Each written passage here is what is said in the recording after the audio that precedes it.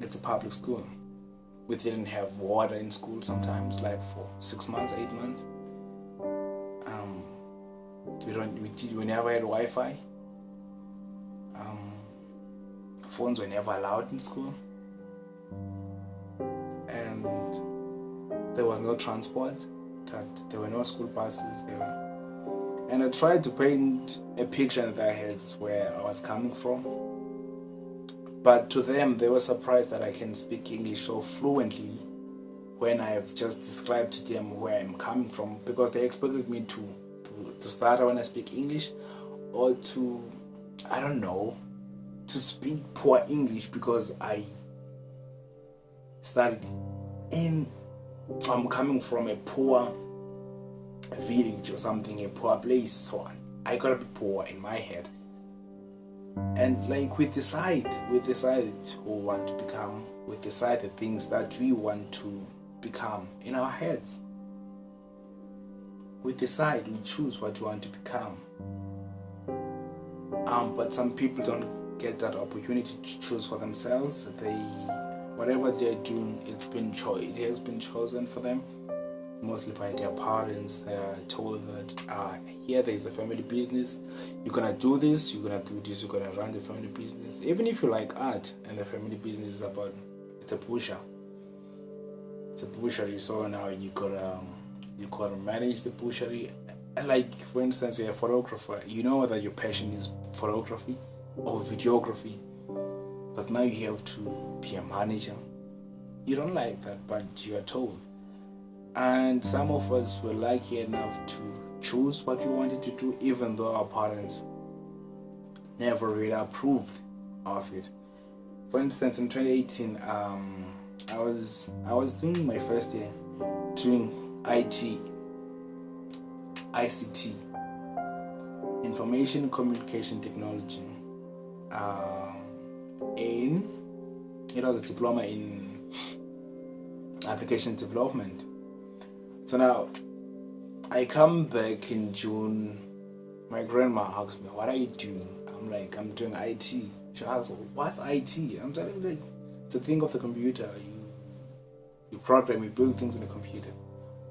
And it's saying like, so you went to school for 12 years just to learn a computer that you know how to use? I'm like, no, I didn't know how to program. I knew how to play videos and music and write documents. I just didn't know how to program. That's why I'm there.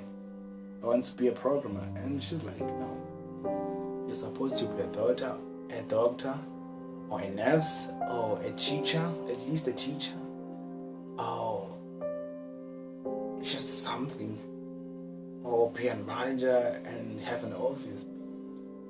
Because that's what she believes success looks like. She believes that you have to be in a suit, you have to have an office, you have to have a degree, you have to work, you have to get respect because you've studied at a certain university, a certain college. Like, you have to be something, you have to be someone that they never were, and they never got that chance to be whatever they wanted to be. So now I'm defying things.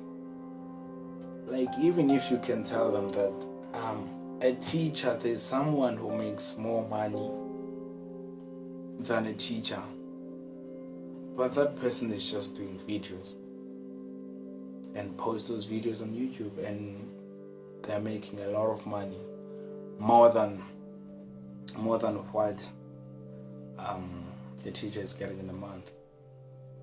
They'd be like, no, that's not possible. That's not a real job. You don't have an office. For instance, me, I began this podcast last year, 2020. It was in May. And I realized that a lot of people didn't have information about what a podcast is or what it does. So I tried to explain to them like this. A podcast is basically like, it's a radio, but it's unfiltered, it's unbiased. You give your opinions, or you say what you think, you say whatever shit that you want to say, right? That otherwise you wouldn't be able to say on the radio. So it's a beautiful platform. Beautiful platform. So now what you can do, like there are so many platforms that you can listen to podcasts. Just download the thing and listen when you get time to listen to it, right? And then I'm trying to explain to people like this, like I've got more listeners in the US than in South Africa and all the stuff. And then this guy on Facebook, which I respect a lot, said one of the amazing things to me. He said, you have to remember that we don't have Wi-Fi here. It's unlike in the US where every household has Wi-Fi. And I understand, because sometimes data is so expensive in South Africa. I don't know why. It's so fucking expensive. It's expensive. But then we can do nothing. And here, I'm about to close the thing. Here, the South African government, I don't know how they think. Hey, they're fucked up, man. I don't know why they're smoking. So they proposed that, or SABC, which is a South African Broadcasting Commission, said that you have to pay fees for using Netflix, using YouTube or something like that, which I was like, they're crazy.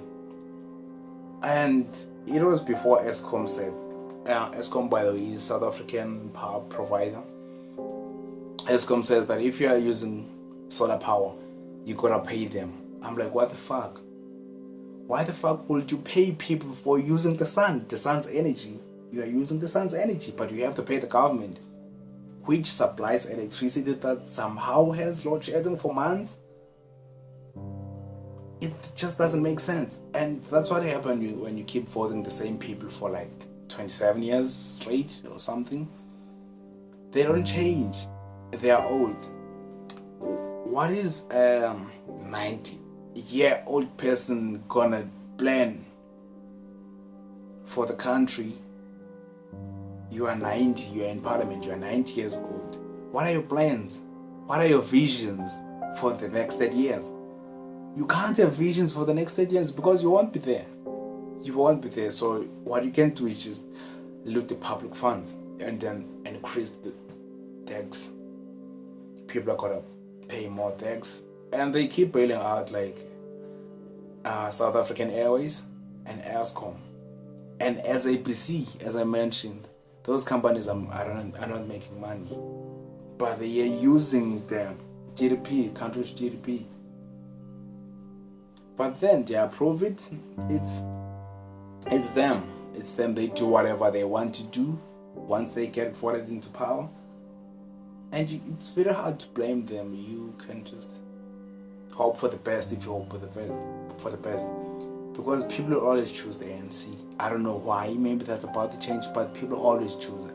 And then they complain. They vote today, the next day they complain. We don't have water. We don't, like, they complain. I don't know why the fuck they vote for them in the first place.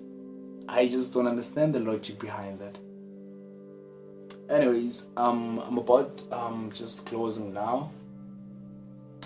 If you've listened to this far, thank you a lot. I appreciate that a lot, and I hope I'm gonna build this team of open minds create powerful content to be huge in the next 5 years.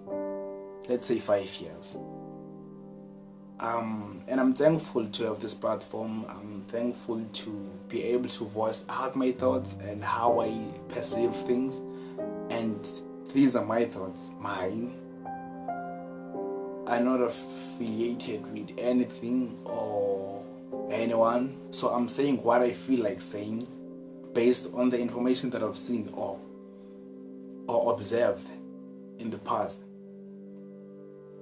So thank you for tuning into the podcast. Thank you for listening to the podcast. I hope you subscribe in any way in this family, and you just keep in touch and listen and tell more people to listen. And very important to me, I hope that you learned something today from this episode. And have a good time. Take care of yourself, take care of your family, and just Have a great 2021. We're gonna be talking next week again. So you take care and be okay. Much love.